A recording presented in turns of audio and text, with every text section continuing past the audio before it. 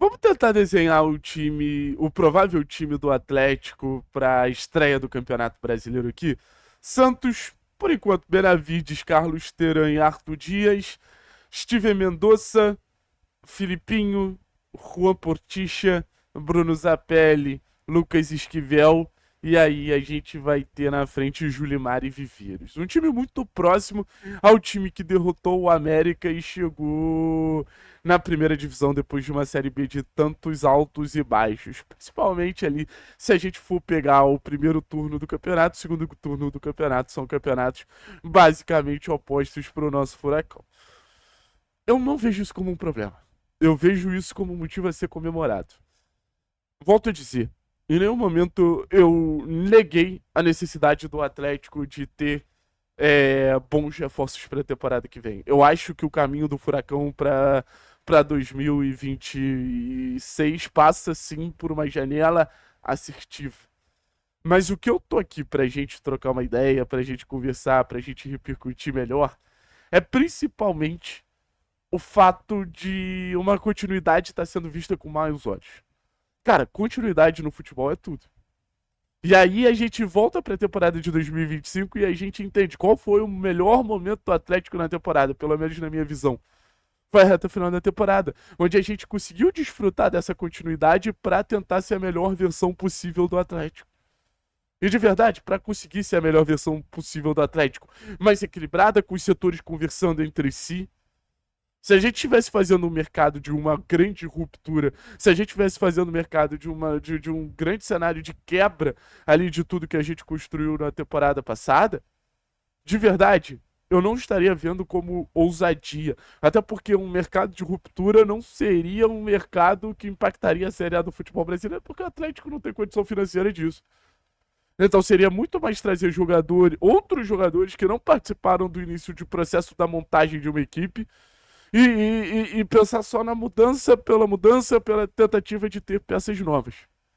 Eu acho que o Atlético ele entra na Série A com um mérito muito grande de conseguir manter e estruturar algo que foi começado mais ou menos no meio do ano passado. O Atlético ele entra com uma vantagem em relação a vários clubes de 6 meses de um trabalho. E aí, o Julimar já sabe mais o que o Odair quer. E aí o Viveiro já sabe lidar melhor com o Julimar. E aí o Zapelli tá mais adaptado a várias funções do meio campo que o Odair definiu. E aí você já tem intenção ali de ter o Benavides como zagueiro, porque você sabe que o Teran, ele se relaciona bem como esse zagueiro central, e você só sabe que ele se relaciona bem como zagueiro central porque você teve a oportunidade de testar ele ali. Você sabe que pode contar com o Arthur e com o Léo Derek porque você deu oportunidade para eles em jogos pesados de Série B.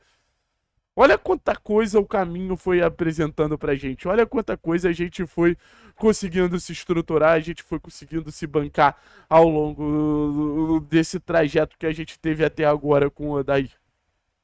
Eu volto a dizer, isso não significa que a gente não precise se reforçar. Mas até pensando nos reforços, isso eu falo muito, por exemplo, de 2024, tá num cenário organizado é muito melhor do que chegar em qualquer contexto. O que eu quero dizer com isso? Sei lá, o Portija. Ele tá num cenário organizado, que a gente já tem bem nossas referências definidas, que a gente tem um elenco ali que já sabe mais ou menos como o Odair gosta de jogar, a gente já tem uma ideia que a gente vai optar por um jogo de transição. É mais fácil você adicionar um Gilberto, um Alejandro, um Portija nesse contexto, do que começar do zero. Começar do zero é difícil para qualquer contexto. Seja na sua vida, seja no time de futebol. Então, acho que o primeiro ponto que eu acho que o Atlético tem que destacar é: a gente sabe como a gente vai jogar pensando numa Série A. Isso é muito valioso, isso só é possível porque a gente tem uma sequência de trabalho. Lembrando, o Odair em muitos momentos optou em controlar mais o jogo e dominar mais o jogo, e foi assim que a gente foi vendo esse trabalho perder um pouco daquele ímpeto no início, porque a gente foi entendendo que era através do jogo de transição que esse time conseguiria encontrar a melhor versão. Isso só foi possível já na reta final do Campeonato Brasileiro, onde num primeiro momento a gente emenda 7 vitórias, depois a gente emenda mais 5 vitórias.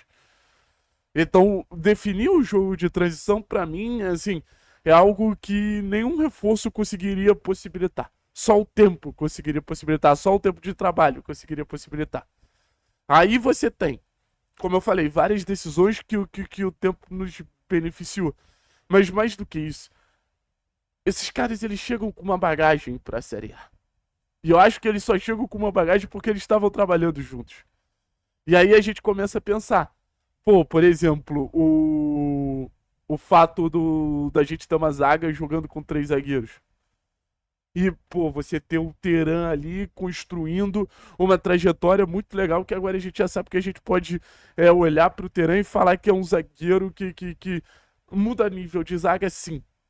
Isso só foi possível porque ele já tá há 6 meses no clube, conquistou a confiança do grupo, conquistou a confiança do treinador, da torcida.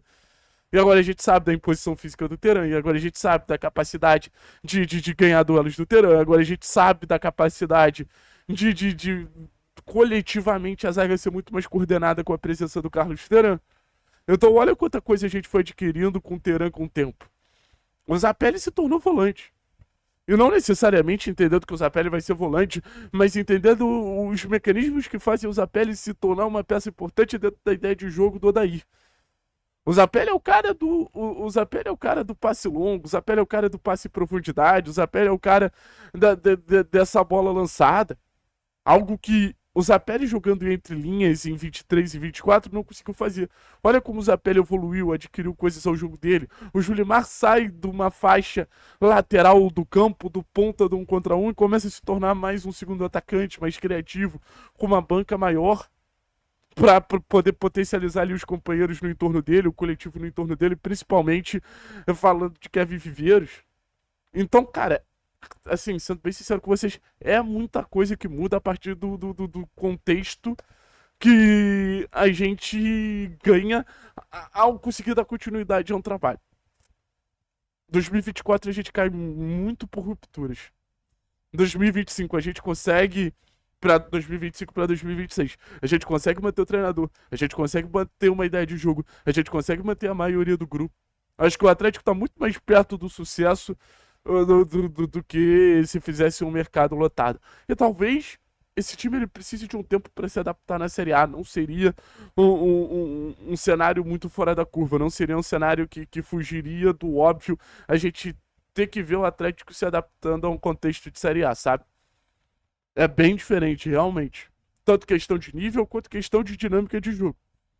Mas eu acho que aí a gente volta para a mesma narrativa que a gente tem agora. É só a continuidade e a sequência de trabalho que vai fazer isso ser desenvolvido da melhor maneira possível. Valeu, pessoal. Tamo junto. Forte abraço. É nóis.